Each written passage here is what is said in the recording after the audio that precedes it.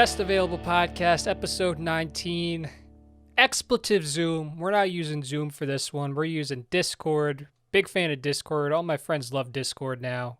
I tried to use Zoom, and there's just a nice green tint over my camera, which Matt had made the good point that I could say I was just very excited about the Eagles.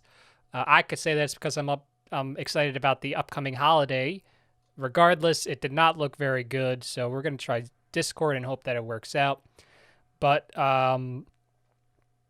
Matt, it is a very cloudy, very rainy Monday. We're supposed to get some type of precipitation this upcoming week. Hopefully, it's some snow, but we just have to wait and see. Christmas is next week. Hanukkah is underway. So we're firmly in holiday season. So how are you doing? Well, Ryan, I'm doing absolutely spectacular here on this Monday morning. Getting ready for the holiday season, which is always quite the anticipation and the build-up. Ryan, we might get some snow in December. I don't even remember the last time we got snow in December. So I am looking forward very much to it. But judging by our current climate and everything and how mild it's been the past couple winters, I'm not holding my breath on this. I don't know if you are. You got me very excited a couple days ago when you said that we could be anywhere from 13 to 20 inches. I think that number has gone down a little bit because we're right on the line of the mixture. And I don't think I hate anything in life more than wintry mix. I hate it. Either snow or rain. Don't tease me with both. I hate the wintry mix. So that's my rant to begin today's show, Ryan. You said you have a rant also to begin today's show. Well, before I get into that, it's not a rant, but I was reading this article yesterday, and I thought that because you just brought up how it hasn't really snowed a lot recently, do you know when the last time Burlington County got 6 inches or more of snow? I mean, so the one time when I sent you and Paul to Fairfield, I don't know if we got 6 inches here. I know we got 6 inches up at Monmouth during January of 2018. So if it's not that, I'm going to have to go all the way back to when we're in high school. So the last time Burlington County received 6 inches or more of snow was March 22nd, 2018. The last time that we received 12 inches of snow was actually that same day. So that was that wonderful late March snowstorm that we had, because it says it's the same for Monmouth as well. So it's been a while since North Jersey, they're always going to get snow, but it's been a while since our area has gotten snow. So I don't know if it's because I was born in the winter. I don't know what it is, but I have always loved snow. And all I want is just one good storm. That's it. Just give me 12 inches and I'll be good. But well, one of my favorite things, I actually like shoveling snow. It's a nice little workout, right? You go out there and you start shoveling, you put down the salt to avoid the ice. I actually enjoy shoveling snow. And I wanted to start out the show with a start bench cut, Ryan. So throwing a curveball here for our listeners. Snow activities. Start bench cut, snow football, sledding, and snowball fights. Snow football, I'm going to start. I did that a lot as a kid, and that's one of the things I miss the most about childhood. Just you go to bed, it's going to snow a lot the next day. You wake up at like 7 o'clock, 8 o'clock. You get in touch with people. It's like, hey, come on, let's go. And then you just have a lot of fun. I'm going to bench sledding. You got to find the right hill or the right bowl. You can't do it everywhere, but if you find the right place, it's a lot of fun. It's a nice thrill. And I'm going to bench snowball fights, I'm going to cut snowball fights, because there's always the risk that it gets a little too dangerous. You have people that maybe they pack their snowball and maybe it's got something else in there and they hit it, and it's too dangerous for my taste. So I'm gonna cut that. See, for me, I actually am going to cut snow football, but No. that's a contingency on depending on how much snow's on the ground. Because if it's too high, you're going to risk twisting an ankle. You're not going to be able to get some cuts on a route, and it's going to be a lot of Wisconsin ground and pound kind of football. A lot of handoffs. But I will say you can tackle in that, which would be a nice substitute. Instead, I'm going to start sledding because we have a nice ditch down the street that we used to sled in, which was nice. And then the hill that's over there, but that's a tourist trap, that hill. We use the ditch. The real ones use the ditch. And then I'm going to bench snowball fight. So watch us get nothing now that we just spent, 5-6 minutes talking about snow. We're going to get nothing on Wednesday. Well, it's interesting. Not that this is a meteorology podcast, so maybe we should look into that at some point. But it's interesting because all the forecasts they're all over the place, and it depends on where the rain snow line actually sets up. Now, and it depends basically where the system goes. If it goes further out towards the sea, we'll get more snow. If it goes closer to the coast, we're gonna get more rain. And so now it's gone from, as you said, 13 to 20 inches, which is what it initially was the first time I brought it up, I think on Saturday, to now we're looking at 6 to 11. So it's definitely dropped off a bit. But listen, anything will be cool. I like seeing snow regardless. It snowed the other day, believe it or not, which is really cool. I looked out my window. I just saw the snow coming down. I was like, oh, it was kind of like a blizzard, but I like snow, and I hope that we get something. So. We won't. We go through this every year in Burlington County, Ryan. In the Philadelphia I-95 corridor, it's the same thing for the past 5 years. We have 70-degree Christmas. Then we get teased with an early January snowstorm. Then it's like 1 inch in ice. And then we don't get anything. And then that's the last we hear of snow. So prove me wrong, Mother Nature. Give me some snow. That's what I want for Christmas this year. I can't remember the last time we had snow in December. Do you have that figure up, Ryan? I don't have that. The one I can remember vividly was the December 2013, and that's because that's when the Eagles and the Lions had their Snow Bowl. Yes. And then we got, I think, another storm later that week as well. That's the last time I can remember like a lot of snow in December happening. But yeah, I wouldn't personally live in North Jersey for a number of reasons, but the one reason I would is because they always get snow. They're always the part of the state that gets it. So that would be my reason for wanting to move up there. But I'm South Jersey. It's better. Not to entice any debates, but South Jersey is unequivocally better. That's just a fact. Well, now you're who you just started with. That's fine. Exactly. With the initial GD, he's going to hear this and then just send an entire literature review and peer-reviewed essay as to why North Jersey is better. What I said was not wrong, and it cannot be proven wrong. But Matt had brought up that I had something I wanted to start the show with. So speaking of Xfinity Wi-Fi, we were talking about it off the show. My home renovation project yesterday that I worked on with Mr. Waldis was hardwiring my computer for the first time. So we got a 25-foot Ethernet cable. We drilled a hole in the floor near the router or the modem, fed it through the basement through a bunch of whatever the hell, drilled a hole in my floor right below me, fed the cable up, and now I'm hardwired in. And it made such a big difference. I think with the Wi-Fi, I was about 150 to 200 down on a good day. Now I'm at 700 to 800, so it made an immediate difference. My recommendation, if it's possible, to everyone out there is hardwire, because it was a lot of fun. But something else fun that happened yesterday, Matt, was NFL Week 14 football, and we're going to go through some of the games here. There's a number of shockers, but first of all, Matt, I think we have to take a trip to the graveyard and set a gravestone for your New England Patriots. They got themselves back into playoff contention, but Thursday they did not look good at all, and they lost to the Los Angeles Rams. So, before we get into the Rams, Matt, how are you feeling about your New England Patriots?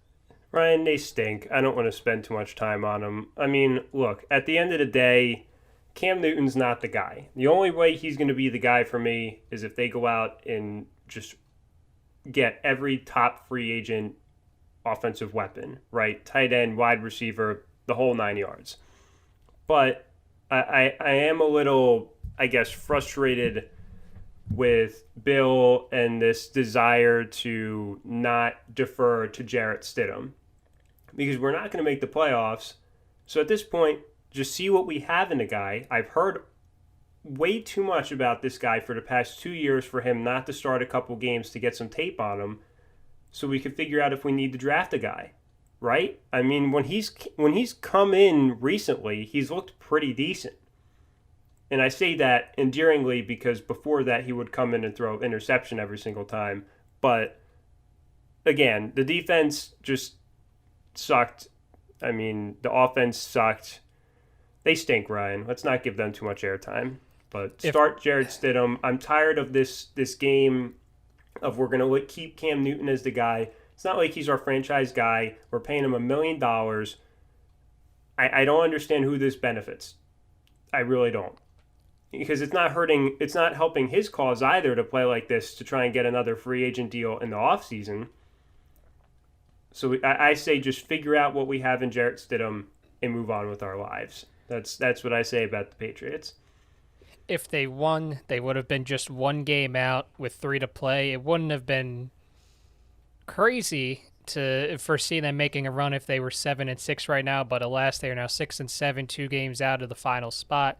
We usually don't talk about Thursday games, but I wanted to make an exception this time because it involved the Rams, who are now finding themselves at 9-4. They're just one game out of the top seed. 2 other teams ahead of them are 10-3 that we'll talk about.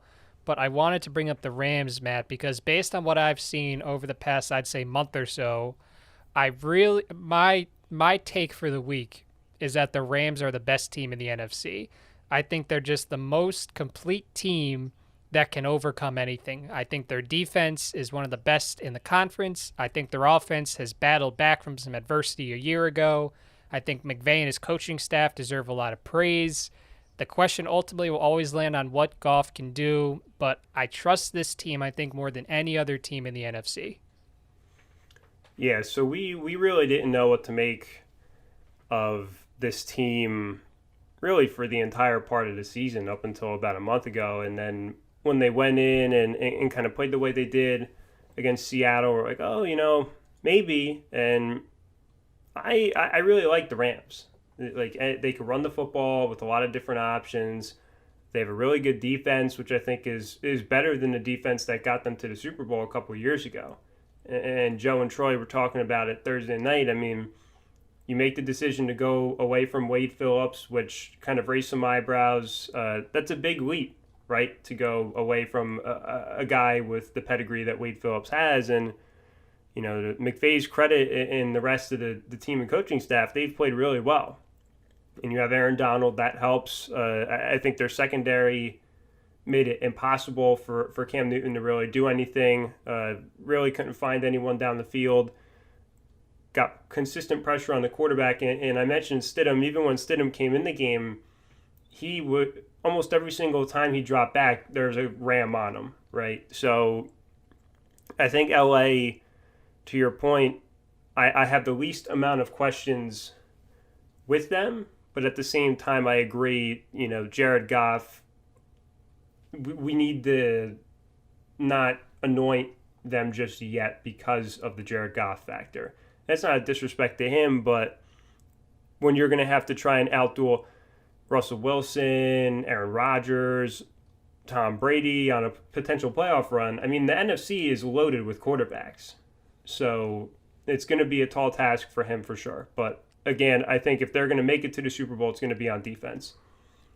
I said in my NFC West preview that the short-term outlook for the franchise doesn't look super promising. Mediocre is probably a good way to describe it. They're stuck in the middle. They have enough talent to hover around 500, if not a little above or below, but that's about it. And my projected record was 7-9. So I was wrong. I was dead wrong about this team. It seemed like they were capped out. It seemed like they didn't have enough talent. I didn't trust all the coaching turnover, especially in a year like this one. But they've made it work. And I think that's very impressive, especially in a year like 2020 with everything that they've had to deal with. I know every team's had to deal with the same thing, but I think it's very impressive what the Rams have been able to do. They've made a believer out of me, and I'm sure they've made a believer out of a lot of other people. So that is my team to watch in the NFC. The current number one seed, Matt, they moved up to the number one seed in the NFC based on the events that happened yesterday. The Green Bay Packers, who played a late game against your Detroit Lions, who fell to 5-8 on the season. The Lions made it interesting, but they couldn't quite come up with the win. But still, they're playing, it seems like, with a little more, I'm not going to say confidence, but it seems like they're enjoying themselves a little more ever since Patricia was fired. And they were competitive against the Green Bay Packers, who came out with a 31-24 win. I'm still not impressed with the Packers. Obviously, the way I just talked up the Rams, if they get home field, maybe I'd be a little more confident, but I don't know. It's just something about, I've said it every week, just something about this team. It's just, you brought up a good point last week that people are high on the Packers every year going into the postseason, and then they just find some way to lose. It just feels like that's going to happen again this year. Yeah, they are almost in, I'm going to say it, no offense to Glenn and Zach, they're like the Yankees of the NFL, right? You have really talented players, high expectations, long history of winning and everything, and then you get into the playoffs, and then you find your Houston Astros. And for them, for a number of years, it was the Seattle Seahawks. But now it's kind of just been a rolling door of teams over the past couple of years that have found a way to knock Green Bay out of the postseason. I will say I think Detroit probably would have tied this game or really potentially came out with a win, Ryan, if their offensive line didn't disintegrate in the fourth quarter. Matt Stafford got hurt at some point in that quarter. Chase Daniel had to come in. I don't expect him to really do anything. I agree, they're playing a lot better. And I think depending on what they do in the offseason, Ryan, I think Detroit could be a playoff team next year. And I said to go. Oh. No, yeah, don't. Stop. Ryan, no, I said it this year, and I'm going to say it again. I'm really high on the Detroit Lions. I don't care what anyone says. You just change a couple things, and they're a playoff team. I didn't say what seed, Ryan. I didn't say they were going to win the division. I just said playoff team. And remember, the Washington football team is going to be a playoff team, right? So take that as you will for my criteria of judging playoff teams. But I will say, in terms of Green Bay, they're like the Yankees, Ryan. I mean, they're going to find a way to not make the Super Bowl, or in the Yankees' case, the World Series. And we talked about it in our group chat yesterday about the Yankees, and it's kind of a nice comparison, right? I mean, how much money are you going to invest in these top-tier guys, and then you're going to lose to San Francisco and get blown out like they did last year? It's just, I really wanted to believe in this team. I was high on them a year ago when a lot of people were not. I thought that LaFleur was going to really change things, and he did. They went 13-3, and then they got to the playoffs, and they didn't look like the same team. And this year, to their credit, I thought they were going to take a step back. There's a possibility they finish 13-3 again, which is very impressive to go 26-6 in 2 years. But it's, I don't know. It's just, I don't. So you've brought it up with the Browns before, how you need to see it and then you'll believe it. Well, I need to see this team go into the playoffs and actually prove that they can win when it matters. It's great when you win 13 games in the regular season, but if you don't do anything in the playoffs, nobody remembers. So I need to see this team go into the playoffs, especially if they don't have home field advantage in that first round bye, and win some tough games when it matters. I think that's it. Listen, if they go in and they win and they get to the conference championship, okay, well then maybe I'll start to believe in them a little bit. Right now, though, they need to show me. Ryan, I mean, their schedule, they're not, it's not like they're playing good teams either. I mean, I know I just hyped up Detroit, but you play the Lions twice a year. You play the Bears twice a year. I mean, Minnesota, for whatever that's worth, they've owned that matchup in at least a couple of recent years. I mean, excluding the one game that they played this year when Dalvin Cook decided to just run all over them. But I mean, you play, looking at their schedule, you play a Texans team without a head coach. You play the 49ers who had half their team out due to COVID or other injuries. You played the Eagles, who at that point still had Carson Wentz as their quarterback. So and you barely beat a Jacksonville team 24-20. I don't know. They're good, I guess. They outscore teams pretty well. Scored over 400 points on the year, whatever. I agree with you. I really don't see them as a Super Bowl favorite. And I know that they're going to go to the Super Bowl and we're going to both look like idiots in about 2 months, but I don't know. They're like the lesser version of the Patriots. That's the thing. Are they a good team? Yeah. Are they a Super Bowl contender? I don't think so.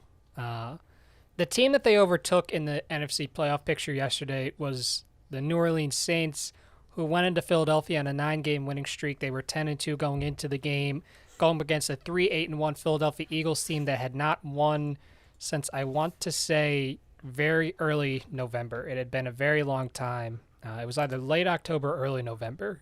November 1st. Okay, so yeah. So this team had not won a game since November 1st. They had lost 4 straight. They were reeling. They had a rookie quarterback making his first start against the number 1 defense in the NFL. And naturally, the Saints fell. They lost 24-21. The game should not have even been that close. The Eagles got the ball back with about a minute 48 left, up 24-14, and Jalen Hurts on a second down proceeded to fumble the ball, give it back to the Saints. I thought they recovered the onside kick. It looked like they did. I don't know how the Eagles got it back. I really still think they didn't. I don't know how they said that the Eagles had it. It really didn't look like they did. But in any case, I'll take the win. Win is always nice. And it vaulted the Eagles back into playoff contention mode. They have a great chance to win the division again. This is another team, Matt, that I'm not super impressed with, especially with Taysom Hill under center. I know that it seems like they're going to get Breeze back soon. I don't know when, but even if they do, the Saints are another team that I have some question marks with, just like with the Packers. And I think they're the team that would benefit from home field more than anybody else. If they don't get the number 1 seed, I think they could very well lose in the first round. But Ryan, even if Drew Brees comes back, is that an upgrade over Taysom Hill? I think it is. How he played, based off of how Drew Brees played before his entire rib cage disintegrated. Like, are you going to tell me that he was having a season to make you confident of them making a deep playoff run? I mean, when he just started playing well was when he got hurt. And this game is a big prototypical example of Sean Payton's affection towards Taysom Hill coming back to bite him. For whatever reason, this guy is fascinated with a guy who could barely play quarterback at the NFL level, right? I mean, it seems like they're mixed still in letting him just run it on these quarterback draws and then dropping back to throw it. I mean, it just seems so mixed up of an offense when you have a guy on the bench who's the reigning passing champion in the NFL. Granted, he also led the league in interceptions in Jameis Winston, but you put him in this offense right now, Ryan, Jameis Winston, and I think they instantly become better. And they score a lot more than 21 points on that Eagles defense if Winston is quarterbacking that team. It's just, I said it yesterday. I don't know how the organization can look at how Taysom Hill plays and say, okay, well, when Drew retires, this is the guy we want taking over. He's not very impressive to me. People are going to look at his stat line. They're going to see he went 28 of 38 for 291, 2 touchdowns, and he ran the ball well. It's just he's not good enough to lead this team. I really don't think that he is. And to answer your question about Drew Brees, the way I see it, Taysom Hill is not an NFL starting quarterback. Drew Brees at least brings some level of competency to the offense. And you can make the same case on the Eagles side, too. It's crazy what happened when you put in a quarterback that actually knows how to play the position yesterday. Did he light the world on fire? No, he didn't. But Jalen Hurts was decisive. He was athletic. He knew what plays were there and where to throw it. He had confidence in his receivers and the offense around him. He knew what to do. A competent quarterback does wonders for an offense. It doesn't have to be Patrick Mahomes. But just as Jalen Hurts made the Eagles offense run, I think Drew Brees on the other side would make this offense look a lot better. Are they going to score 30 points a game? No. But I think they would look a lot better. But Ryan, you also have to take into account basically the exact same team that New Orleans had, and remember what they did last year in the playoffs, losing to Minnesota, right?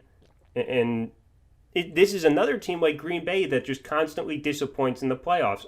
I exclude the 1 year with the Rams when they should have won that game, but I mean, we all remember the miracle in Minneapolis and everything else. I mean, this is another team like Green Bay to where I sit there and say Drew Brees is in the same category as Aaron Rodgers. I mean, they're on these teams that just fall flat on their face for whatever reason.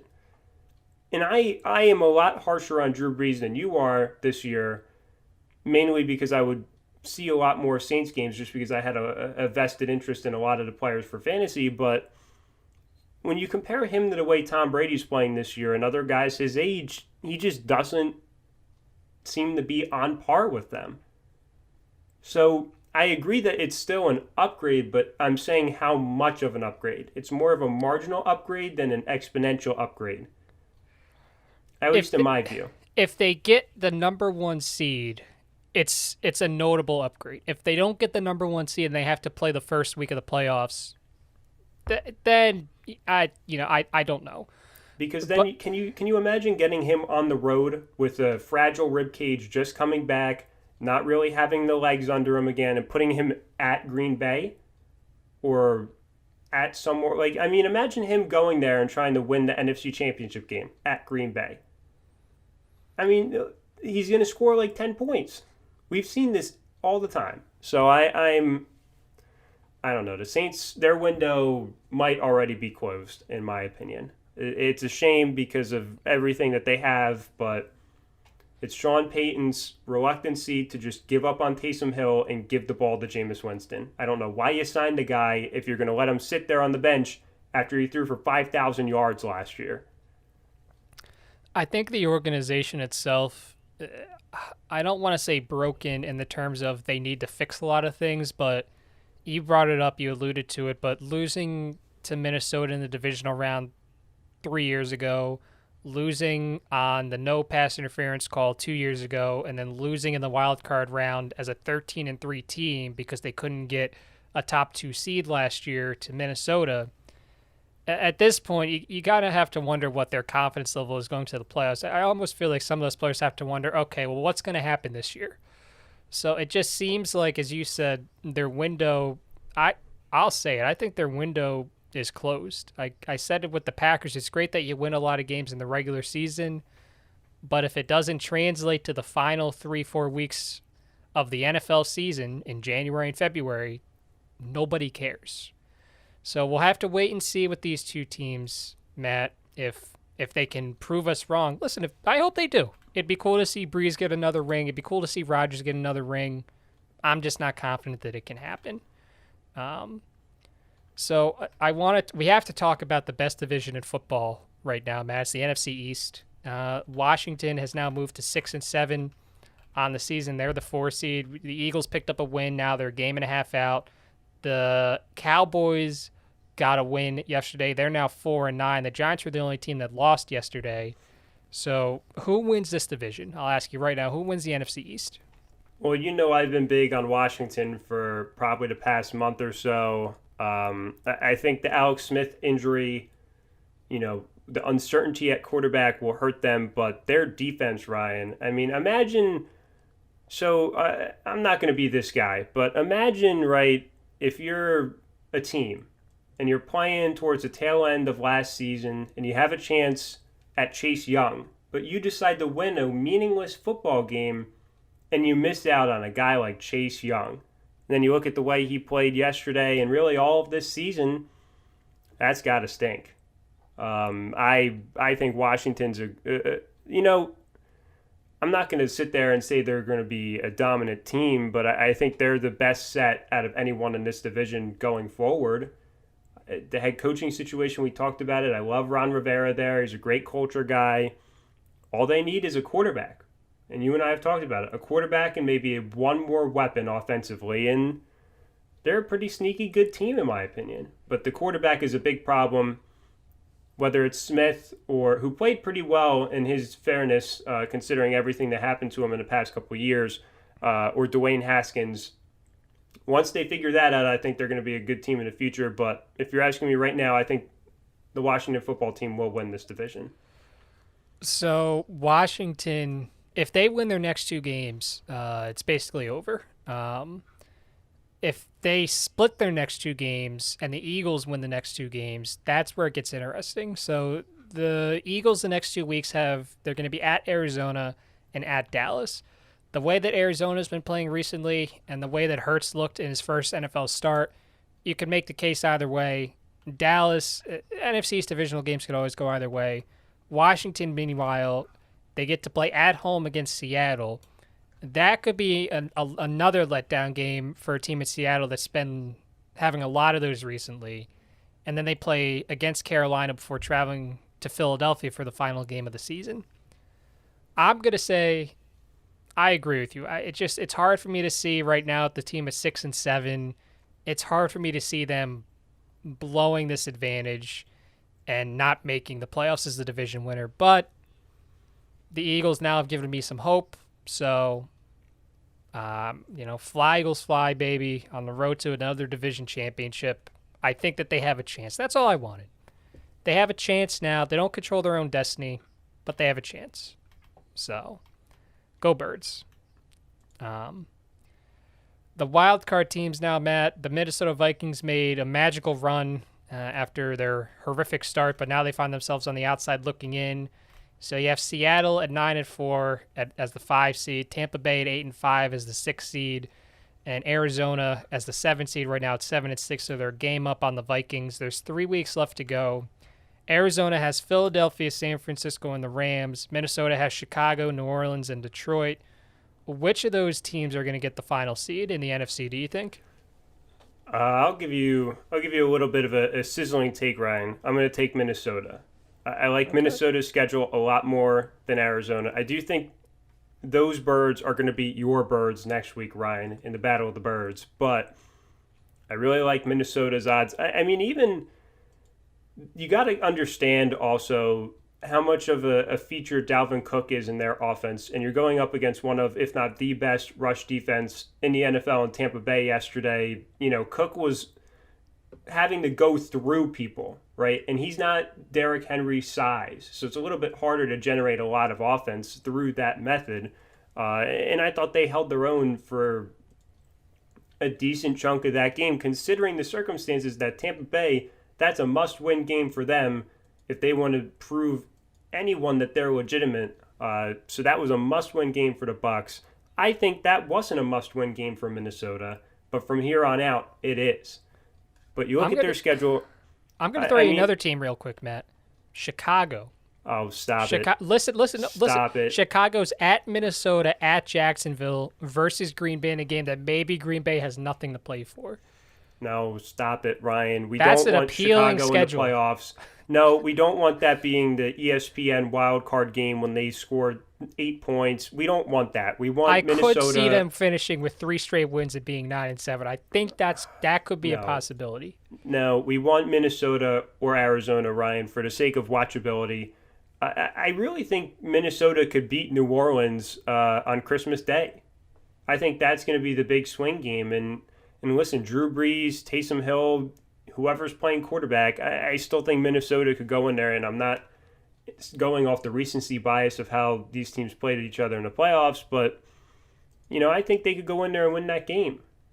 I'm not, they didn't go to Tampa Bay yesterday and suck, right? They lost by double digits, but they also played against one of the best rush defenses in the NFL and a Hall of Fame quarterback. So I'll take Minnesota over Arizona just because of the way Arizona's playing. I'm not sold on them anymore.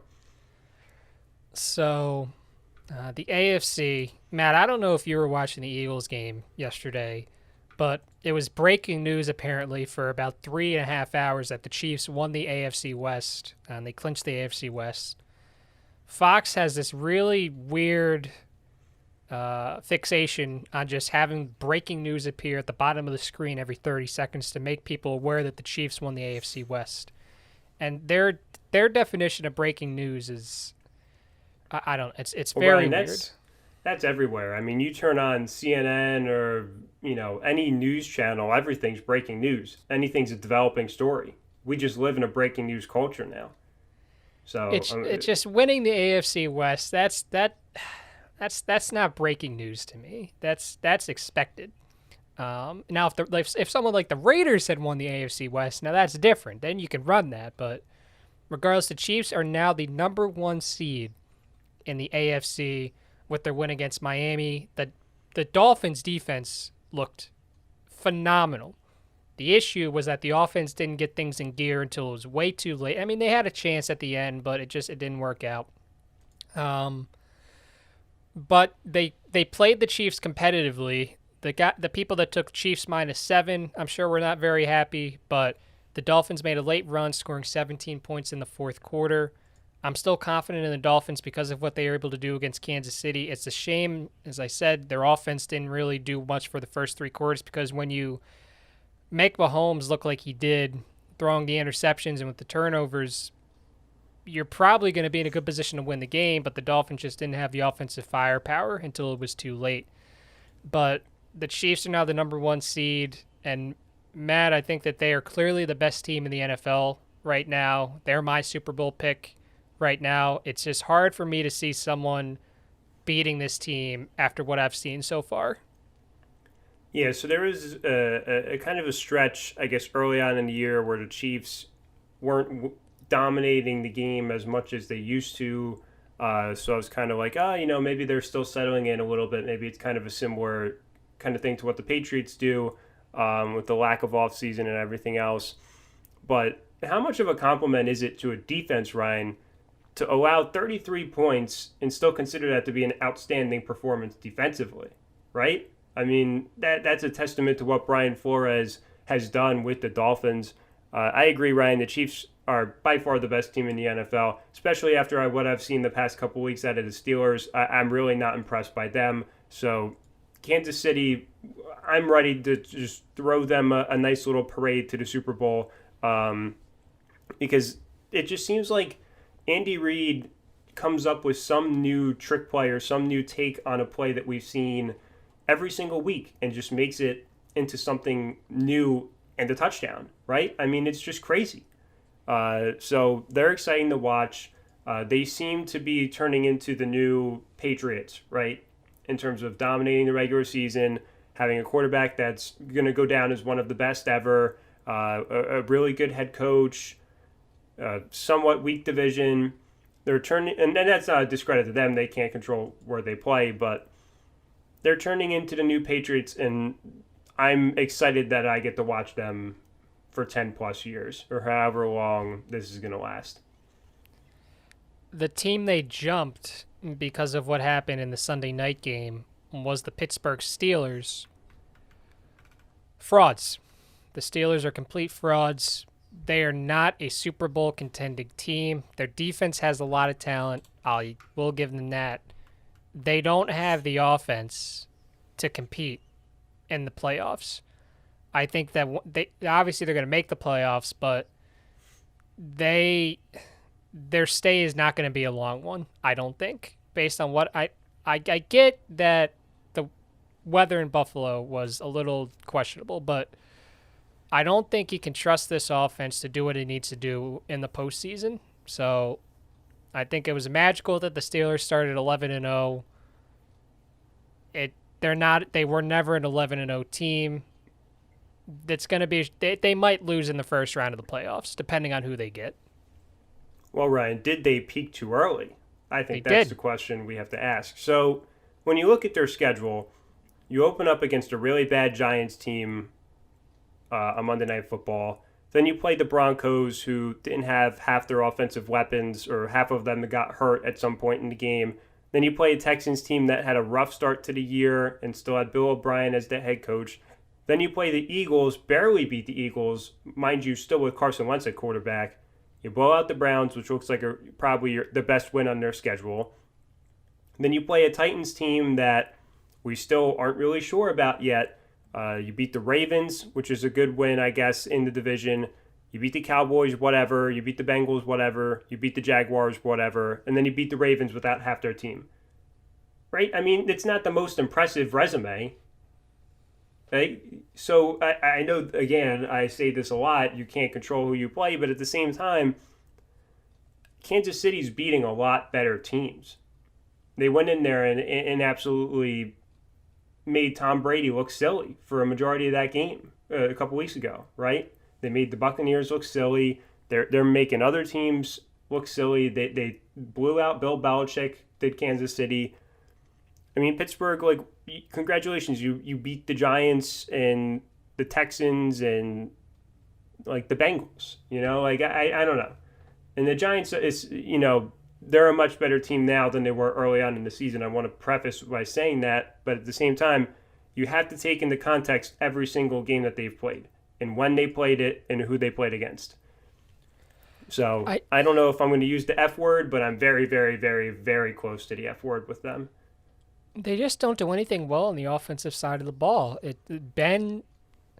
I give him credit for coming back from the injuries that he's had, but he looks cooked. He doesn't look like he can effectively lead an offense in the postseason. And I think I like the wild card teams, all of them, a lot more than I like the Steelers. I mean, there's still room to move for the AFC wild card picture right now. The Steelers number one, or right now number two, would play the Miami Dolphins.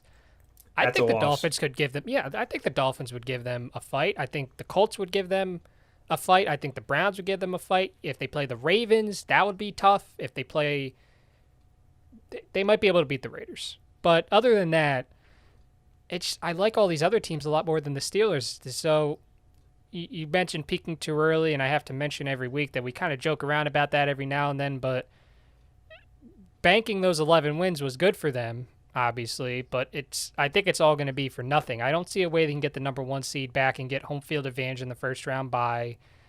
I think it's just their season, I think, is basically over. I don't see how they get past wild card weekend. It's just hard for me to envision that. I think they could get past any team except for Miami, because I don't think they're going to I don't think they're going to play Cleveland. I also think Cleveland could still win the division. That's not out of the realm of possibilities, especially if Cleveland wins tonight. We're recording this before Monday Night Football. If Cleveland goes in and beats Baltimore tonight, I might start talking myself into Cleveland hosting a playoff game.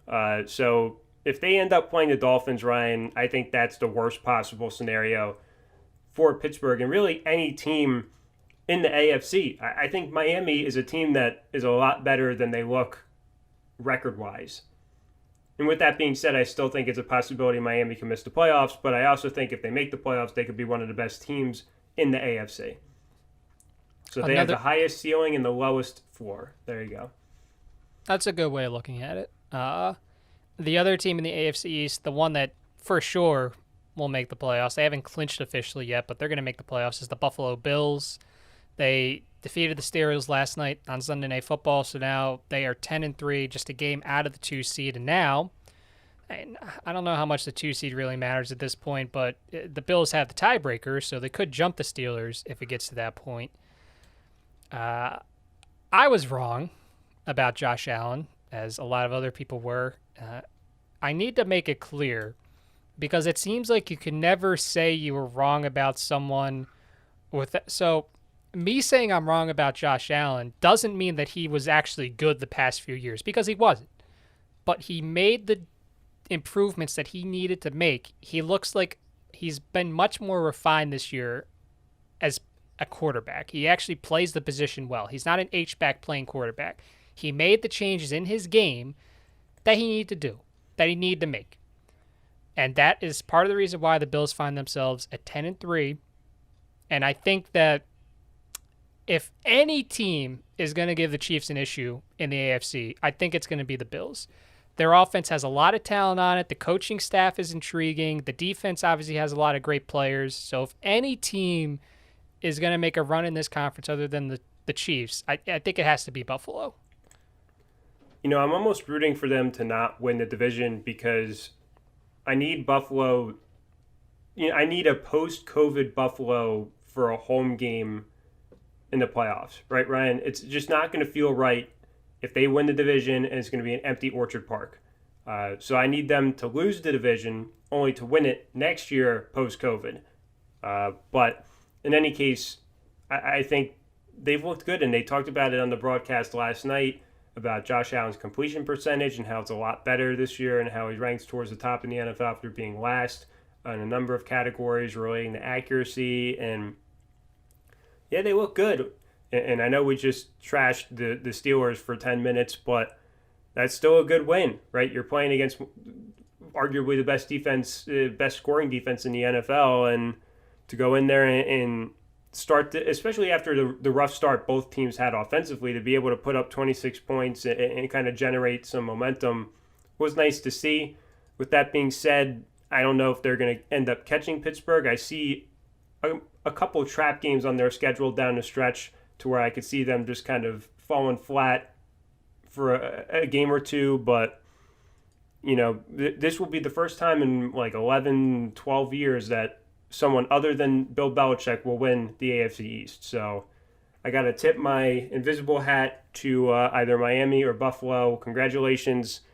It's been a long time coming for their fans, but Patriots will win that next year, but we won't talk about that. In any case, I agree. Buffalo is the next best team to Kansas City. The other team that I suppose we should talk about in the AFC is the Tennessee Titans. They had a game against the Jaguars in Jacksonville yesterday. They won 31-10, so it was a pretty easy win. Mike Glennon got benched. They brought in Gardner Minshew. I don't know if that's what they're going to do for the rest of the season. I hope that they do. The Jaguars clearly are going to need to draft a quarterback next year. The Titans, listen, I've said it all year. I like the Titans. I don't know. I don't like them as much as I like the Chiefs and the Bills. I think that they could. If you were going to tell me that they would be in the AFC Championship game, I'd be like, okay, I could maybe see that. But I just like the Chiefs and the Bills a little more. Nothing against the Titans. They're another team that has good players, good coaching staff. I just like the other teams ahead of them a little more. Don't underestimate second half Derrick Henry. I mean, the guy's running dudes over and posting 100-yard totals and, making the same kind of case that he did last year. Do I think Tennessee is going to really go out there and wow anyone in the playoffs? No. But they're a good team. They're average. I would say they're above average, but they're walking that line of going back towards just a good team. So great, you beat the Jaguars. That's fantastic. Call me in 2 weeks when you beat the Packers. Then we'll start having the conversation about Tennessee if they go into Green Bay and beat Aaron Rodgers. Yeah, that's a good way of putting it. Yeah, that's a good way of looking at it. So we did the same thing with the NFC, so we'll close out by doing the same thing with the AFC. We talked about the current teams holding the wild card spots in the AFC. You have the Ravens at 7-5. They're half a game out. You have the Raiders at 7-6. They are a game out, and that's basically it. So what teams in the AFC right now, Matt, do you think it'll be these three teams, Cleveland, Indy, and Miami, or do you think another team is going to jump up and make the playoffs? I think if there's any team that's going to make the jump, it's going to be Baltimore. We talked about it with Zach. His Raiders are still in it. They have a favorable schedule. The Ravens have a very favorable schedule as well. If they beat Cleveland tonight, then the road gets exponentially easier for Baltimore the rest of the way.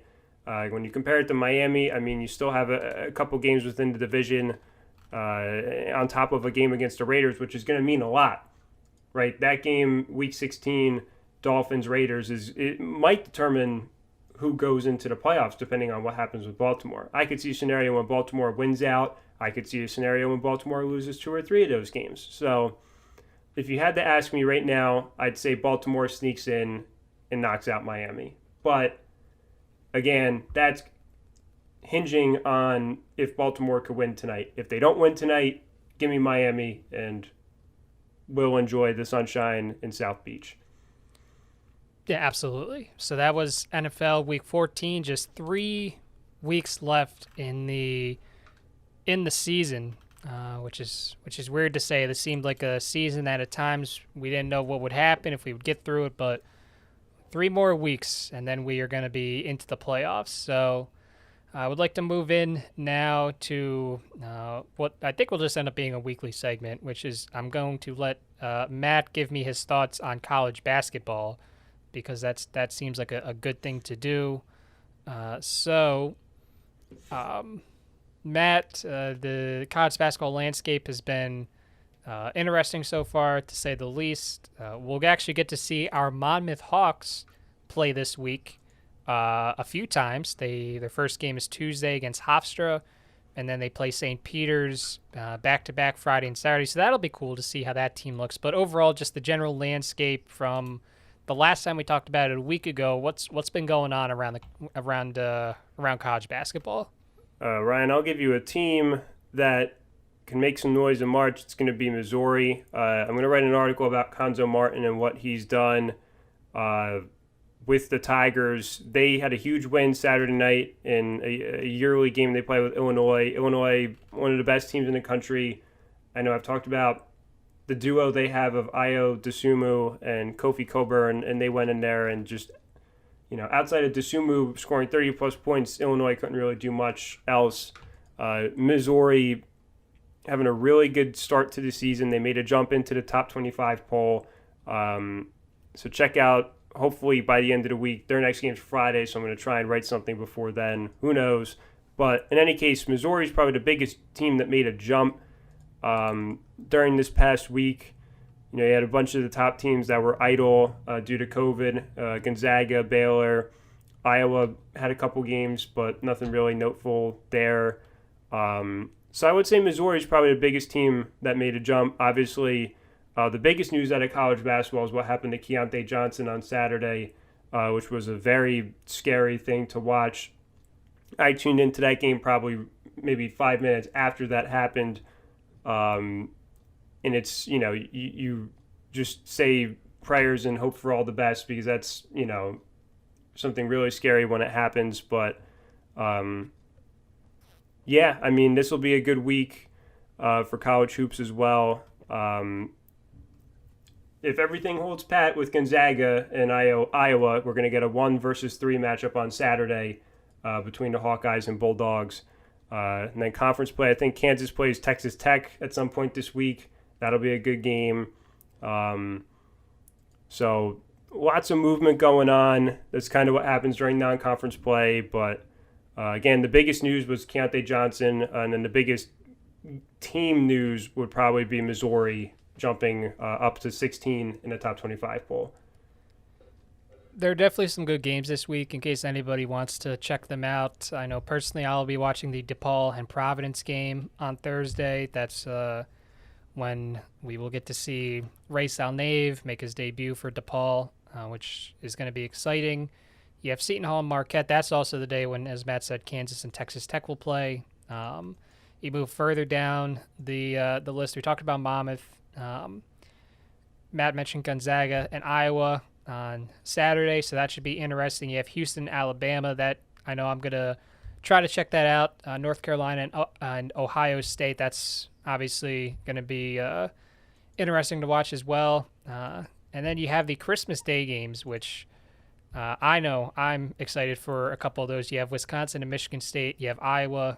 They're going to be playing Minnesota. So if you're not doing anything else on Christmas Day, if you're not traveling or anything, maybe check those games out. They should be fun to watch. But well, usually it's the Diamond Head Classic on Christmas Day, but since teams can't really travel out to Hawaii, the Big Ten decided to take advantage of that window and schedule 4 really good games. Like I'll say 3.5 because Nebraska made the list.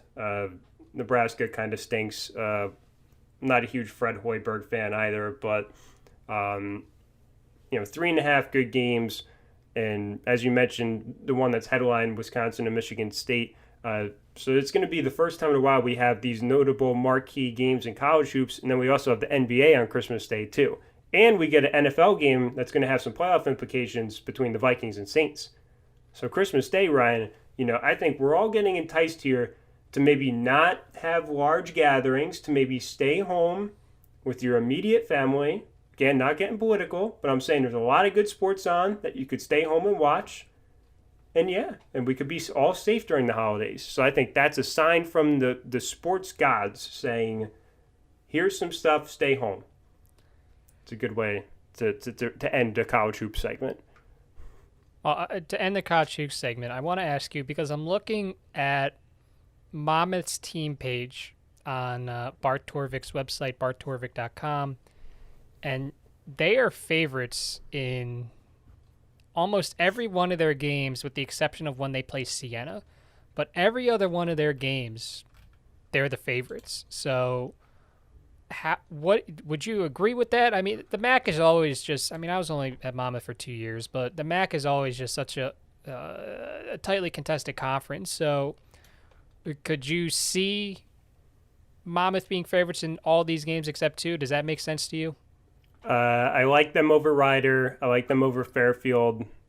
Niagara, I like them. I would say probably over half the conference I like them over. I think they're a top 3 team. It's going to take some time, though. I could see a scenario where they have a really rough start beginning conference play just because of the fact their first game's tomorrow, right? And you mentioned DePaul, their first game's Thursday. There's still 10-plus teams, if you don't count the Patriot League, who opted out of non-conference play. There's still a decent amount of teams that haven't played a game yet. And it's going to take, I would say 5 to 7 games to really get your legs under you, right? So don't be surprised if they're down early and then kind of come on late because I really like St. Peter's this year. They are going to make it really hard for a lot of teams to rebound the basketball and to get the ball inside with their length. I really like Siena too. Another team, Ryan, that hasn't played a game this year. So I would tend to agree with that stat, Ryan. I like them over, I would say, over half of the teams in the MAC. With that being said, though, I think Manhattan surprised me over the weekend. Iona, I'm not going to bet against Rick Pitino. But, who knows? This conference is just a wild roulette, of basketball. You never know what you're going to get. Any given Sunday, any given MAC night. That's what I say.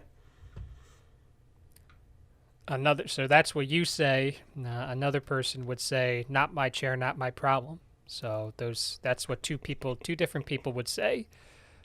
Columbus won the MLS Cup 3-0. Lucas Zelarayan scored twice in the 25th minute and the 82nd minute. Derek Etienne scored in the 31st minute. So, Matt, if you wanted to see something cool, if you search MLS Cup on Google and click enter, fireworks just start shooting off on the screen to celebrate Columbus being the champion. So that was something that I didn't know, and This is cool. I was talking soccer. Columbus defeated Seattle. So moving on now to Disney Plus and Glen. We turned the clock back this week. Glenn said that he was giving us a lot of recent movies, so we turned the clock back. And this week we watched a classic 2002 film, Lilo and Stitch. So spoiler alert, if you haven't seen it. Like, I hadn't seen it. I thought I did, but... You haven't seen Lilo and Stitch? No, I thought I did, but then I started watching it, and it was very clear that I never saw it because I went to Disney, I guess, a couple years after this was released. So I remember seeing, like, Stitch walking around. I think I might have gotten a picture with him. So I thought in my mind that I had seen it, but I guess I didn't. I knew of Lilo and Stitch, but anyway, it's a tale of a young girl's close encounter with the galaxy's most wanted extraterrestrial, which, by the way, I had no idea that this was a science fiction kind of movie to an extent. So when I saw that as like one of the genres, I was like, really? I thought it was like an island movie. Lilo is a lonely Hawaiian girl who adopts a small, ugly dog, in quotation marks, whom she names Stitch. Stitch would be the perfect pet if he weren't in reality a genetic experiment who has escaped from an alien planet and crash landed on Earth. Through her love, faith, and unwavering belief in Ohana, the Hawaiian concept of family, Lilo helps unlock Stitch's heart and gives him the ability to care for someone else. So, that was released in 2002, and it was a good movie. It was like a prototypical Disney film from that time period. Feel good movie. This guy Stitch doesn't have a family, but then he, as he said, learns the concept of Ohana, and then he finds a family, and instead of having to be taken away, he gets to stay with his family. So, uh, Matt, you said you had seen it before. This is my first time seeing it. As I said, a lot of feel good moments. So yeah, if you haven't seen it, I definitely recommend it. Quick watch. That was one of my favorite parts. You got in, you got out real quickly. So if you haven't seen it, I would recommend it. Yeah, so I mentioned this, I think, to you and Glenn when he decided this for the week. I watched it probably when I was a kid at some point, but then haven't since. So this was almost like watching it for the first time again because, as everyone likes to joke, there's just so much college basketball nonsense stuffed in my brain that I forget a lot of things from my childhood, one of which being this film. So it's like I was watching it for the first time again. Really solid movie. I know Glenn mentions is one of his favorites. Definitely up there for me. I think we need to open up a new ranking system, Ryan, because we can't compare the old with the new, because I think there's a lot of differences there. I don't know if you agree or disagree if we should open up a new ranking system for older Disney as opposed to newer Disney. Yeah, I mean, it's clearly behind the other five that we've talked about. In both Frozen's, Moana, Coco, and Big Hero 6. It's behind those, which is to be expected. I mean, storytelling, visual aspects, animation, all that stuff has improved in the course of 20 years, obviously. That was always going to happen. But for the time period, this was a very good movie. I would put it ahead of both of the Goofy movies. So, yeah, Glenn, once again, has not missed yet. I'm sure at some point he'll miss, right? It's bound to happen. There's going to be a movie that I have to watch that I'm just not going to vibe with. But for right No, I now, mean, like his free throw shooting at the Ocean First Bank Center when we went, and he did it during the commercial timeout, he never misses. So he's lights out from the free throw line, and he's lights out from Disney predictions. It's crazy to think, Ryan, that happened this year. When we went to an actual sporting event with people and then went to a bar afterwards and had a good time. Crazy that we did both of those things in 2020. But again, yeah, Glenn does not miss with Disney movies. He just finished Star Wars. I was very happy for him. He just did his Star Wars rankings. He was very excited. I'm very, very, very excited for Glenn to start The Mandalorian because I think that's a different vibe from what he just watched in the Disney trilogy. Me and him will differ on the Disney trilogy. He likes it a lot more than I do, but very happy for him. Just finished Star Wars. So I'm excited for our movie for next week. I will say, though, Ryan, hot take, Lilo and Stitch ranks higher than Frozen for me. Hot take. Yeah, not Frozen 2, though. I can't go that far. I will throw that take into the ring for discussion. But no, it was a good film. So Glenn is still perfect. Are there any other things that you have watched recently that you would like to plug as something that people should also watch? No, I mean I'm still watching The Office through one more time. I'm like halfway through season 8 right now. I figured I have to do it as my favorite TV show. Need to watch it through one more time before it goes to some streaming service that I'm going to have to pay to watch it, which I won't do. No, you don't. No, Peacock's free. It's still too much work to create another account, and it just seems like a lot of work that I just don't feel like doing. So I'm gonna start Schitt's Creek at some point. That's on the list for early 2021. Good. So I will form a group chat with you and Glenn when that happens. Jersey Shore is on the horizon for early 2021 as well. So yeah, Disney though released a lot of new projects, Ryan, coming up Yes, for they Disney did. Plus. Hmm. So that you got to get into Star Wars and Marvel because they released just a plethora of options for you. So we got to get you into at least one of them, Ryan. Yeah, Not both. We just need one. they're on the list, and that's as specific as I'd like to be. Um, I'd like to recommend a couple things. Dave, it's on Hulu. It was the show that was created by Lil Dicky, the rapper. That's actually pretty funny. I didn't know what to expect going into it, but I've had a lot of fun watching that. I think it's only 10 episodes of the season, and they got picked up for a second season, so now's the perfect time to get into it. I think people have fun watching that. An older one is Nathan For You. I'm almost done that. I started watching it, I guess, a couple years ago, and now I'm almost done. That's a funny show. Both of those are on Hulu, and then on Netflix, there's a baseball documentary called The Battered Bastards of Baseball. It's about the Portland Mavericks and how they came to be, and the things behind that. And that was a really neat look. A lot of people obviously know of Major League Baseball, but very few people, I think, kind of know about independent league baseball. And that's kind of a neat look into it. So that's what I would recommend. So if you need anything to watch leading up to Christmas, if you're tired of all the Christmas movies and stuff like that, maybe check those three things out. Maybe you'll like it. But I cannot do a lot of Christmas movies. I will do no, Elf once, I will do Home Alone once, and Home Alone 2 once. Those are my three that I will rotate every holiday season, and that's it. I can't do any more, I can't do any less. Like the so Hallmark movies, I could do without. I could do without the new ones. You know, Christmas Vacation, I could do without that. I mean, just give me the three, and I'm usually good. you there there's something wrong with you and Glenn. Man, Christmas Vacation I think is my favorite Christmas movie, and the fact that you guys hate it's just beyond me. I don't know how I am friends with both of you. That really It upsets me. just doesn't do anything for me compared to Home Alone or Elf or It's I'm sure better. Glenn has a couple that he likes too. I will say Christmas movies it's a very niche thing, and there's a lot of you know super intense niches within it to where I might like a Christmas movie that you won't like. It's very kind of weird Christmas movies and how they're done. I don't even like Elf that much either. It's something that it's fun and I'll watch it once, but I can't watch it more than once a year. It's like a one part kind of thing. Um, Call Me the Grinch. I won't even watch the Grinch. I think that's kind of overblown as well. But Call Me the Grinch.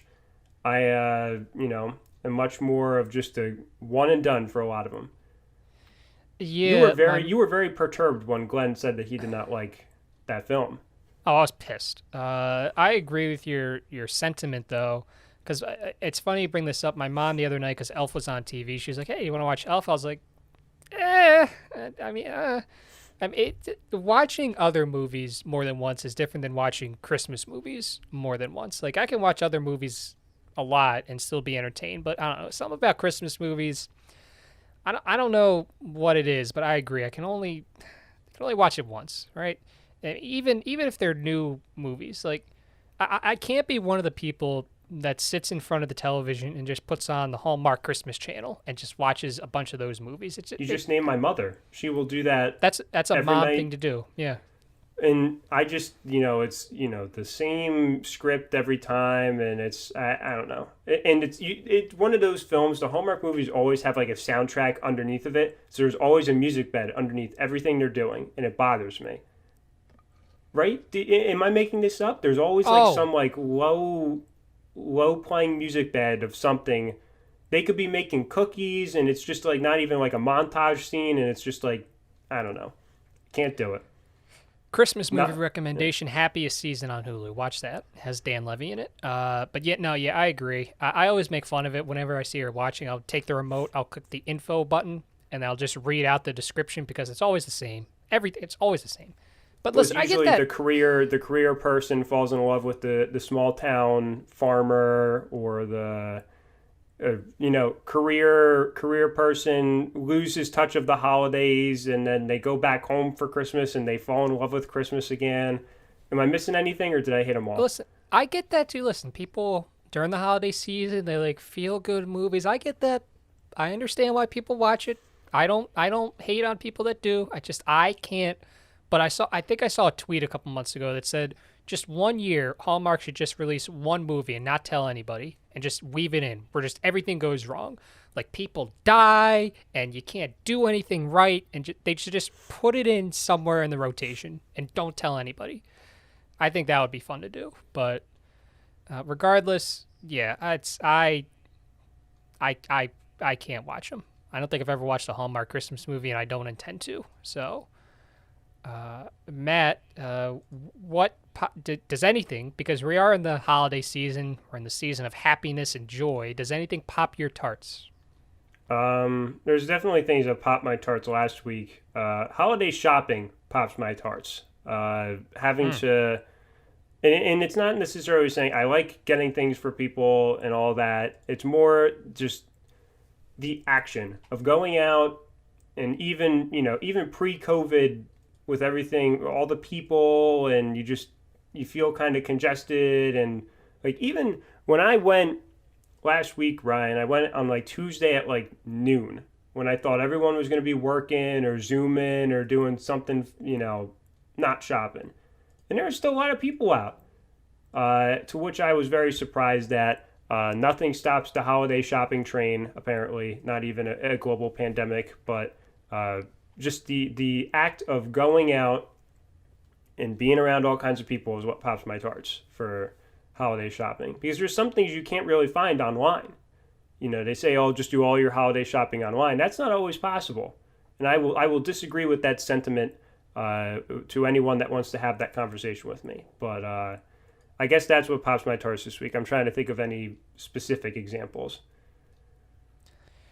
Yeah, I'm still waiting on one thing. I don't know where it is, but I just need one more thing, and then all my shopping is completely done. But it seems like we're up against the clock here. I don't know why it hasn't shown up yet. Whatever. I agree. That's the one thing I missed this year more than anything, was not being able to like go out and go into stores and shop with my family. So hopefully next year we can do that again. But this year I just kind of did everything online. So hopefully next year things go a little better. Not to get Yeah. political. Well, I Uh, recommend, even if people go out. I thought going out at like 11 a.m. on a Tuesday would be good. Boy, was I wrong. So I have reverted back to trying to get everything online. But not to get political. But yeah, it's I don't know. It's like it's hit or miss for me. Sometimes I'm in the holiday. Sometimes doing that, when you go out shopping in the past, Ryan, it puts you in the holiday spirit. For me, I don't really feel all holly and jolly right now, right? Because I just haven't really gotten in the spirit. So I'm hoping this snow that comes Wednesday will help reinvigorate that process for me. But watch us get like 2 inches. well, I'm gonna check the latest forecast here, and that's how we'll end the show. We started talking about meteorology. We'll end it talking about meteorology, and now we're up to, or now we're down to 4 to 8 inches. So it just keeps going down. Wait, four So total, or is that just a? Wait, is four to that the eight inches total? total. Yes. It seems like we just keep going down. Seems like that rain snow line is gonna just keep pushing up until we get all rain, like it always does. So that's it. That's how we're gonna end. We're not gonna talk about anything like this anymore. Maybe we're wrong. Maybe this rain snow line just ends up further south and we get all snow. No, nobody knows. Nobody knows anything anymore. Be sure to check out bestavailableplayer.com. We have a new writer that we are hoping to introduce soon. We're just waiting on their information and their picture, and then we will introduce them. And then we're very excited that we were able to pick this person up. We had watched from afar, we had read their stuff, we had seen the content that they were able to produce, and we were very excited when they said that they were interested in joining up with us. So be on the lookout for that. We think that you guys will be excited when you see the content that this person produces, just as we were.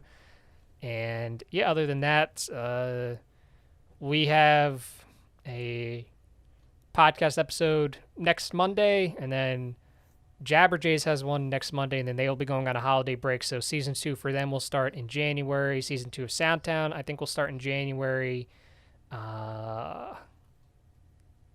Yeah. Forward Progress, I'm sure they will start up again soon. Halper Bros podcast, they're churning out content. Entry level experience coming back soon too. So a lot of fun stuff happening over on the site. A lot of great written articles. We're going to be doing something cool to celebrate the end of the year. So be on the lookout for that. Maybe we'll be able to talk about that a little more in detail next week on next week's episode. But yeah, so thank you for listening to episode 19. Matt, do you have anything to add? Fly Hawks. Thank you for listening. We'll catch you guys again next time.